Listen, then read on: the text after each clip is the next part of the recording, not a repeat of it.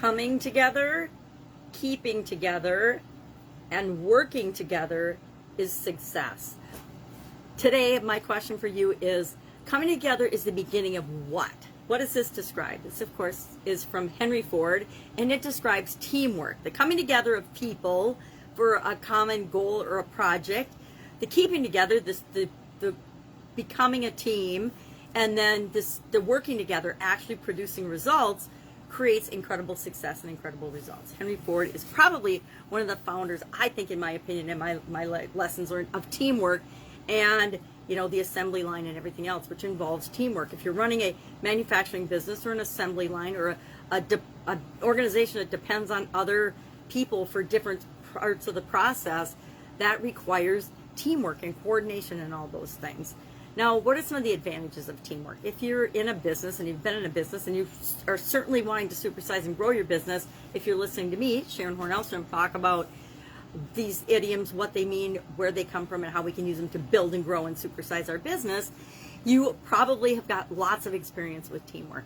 And those of us that have lots of experience with teams, different types of teams in all sorts of areas and walks of our life, both inside and outside of our businesses, have learned that some teams gel and are cohesive and work exactly like we imagine teams should work, but not all teams work that way. Every team goes through the 4 stages: forming, storming, norming, and conforming, where they don't all go through all those stages, and they don't all successfully become highly performing, productive teams. I mean, if we expect that of all of our teams, we're going to be disappointed. It's a matter of having the right people, the right resources, the right leadership, etc., the right access to knowledge and information for teams to work and be cohesive. And I was involved in the early stages in corporate America of going from independent workers to creating team systems, highly functional, multifunctional teams in different manufacturing environments. And sometimes the teams worked really, really well together. Sometimes we had to mix them up and move people around and move resources around to make the teams perform better. And other teams were just a catastrophe that took us quite a long time to figure out, how do we fix this? How do we move the pieces around? What's going wrong here? What's going right? And it was a huge learning experience. So what are some of the advantages of teamwork? What do we get out of it that is worth the effort? Because a lot of us who come up as entrepreneurs and are used to doing things by ourselves believe, falsely by the way, that we can do everything ourselves better. Now, the probability of any one of us being able to do everything all by ourselves is slim to none. So why do we want teams? Why do we want teamwork? Why do we want to partner up with other people? Well, it allows us to boost creativity. 2 minds, 2 heads are better than one. We talked about that, probably hundreds of days ago now. It allows us to improve productivity. Maybe in the beginning, things aren't as productive. Decision-making takes longer. But once the team starts clicking and working together, we always get better decisions and better results out of a multidisciplinary, multifunctional team than we do just out of our own head. And it's just our ego that's telling us otherwise. It increases engagement. People are involved in the team decision-making process, so people have to be engaged and involved in the decision. Increased communication, or it at least makes us work on our communication skills. Doesn't always feel like it's better in increased communication, but then we see the games that people play with communication, and it allows us to all get better at that. It improves efficiency once we get clicking along and making decisions well as a team. Greater synergy, again, the sum of the parts are always greater than, or the whole is greater than the sum of the parts. Nice if I could remember how to describe synergy. It increases innovation, it engages employees, it enhances flexibility, because usually more people have to be more flexible when they're working together on a team.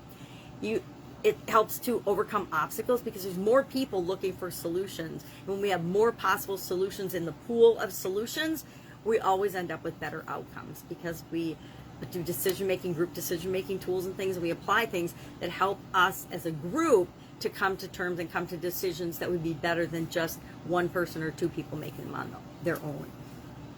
It can improve service levels, because there's more people considering the customer's needs and desires and experience, and what would help to make the processes that we use run smoother and to give our customers a better customer experience. We get fresh perspective. Whenever we have a diverse group of people working together for a common goal or a common cause, we have a lot of different opinions, a lot of different levels of experience coming together to come up with better solutions. Used to build trust, simplifies conflict resolution. Once a team goes through the storming and the norming stage and gets to the conforming stage, they know how to deal with one another, communicate with one another, solve problems together, make decisions, and they do run like a well-oiled machine, which is what Henry Ford was all about, right? The assembly line, well-oiled machine, producing cars faster than anyone thought was humanly possible.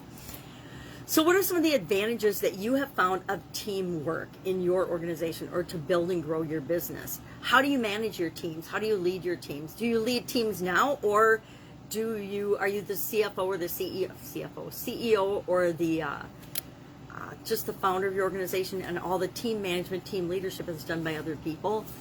That's the point that we all want to get to. We want to just manage a small team of our own people who manage their teams and who manage their teams and their teams. At least that's always my goal in my organization. So I want to manage and lead a handful of people. Once I get beyond 5 or 10 people, it gets to be cumbersome, and it's hard to make sure that everybody's needs are getting met, at least by one person. If I'm serving, because as a leader and a manager, I'm the servant for the people that report to me in my organization, it gets harder to serve 10 people than it does to serve just 5. So that's just my personal experience with it. Love to know your experience with teamwork and team players, and we all have awesome stories, I'm sure, and we all have horror stories. Share whatever you choose, because we learn from everything. And that's our idiom for today. That's our expression for today. I think it's a wonderful one, and I think it's totally appropriate that Henry Ford, who's probably one of the least formally educated but the wisest people of his time, would say something so wise. Henry Ford has got like just tons and tons of quotes that are associated with him, which just goes to show that he was an extremely wise man, and that formal education does not equate to wisdom, that's for sure, or success, unfortunately. So, have an awesome day. If I can help you in any way, ask. Otherwise, I'll be with you tomorrow with another interesting idiom. What does it mean? Where does it come from? How might you use it in your business, and maybe even in other areas and aspects of your life?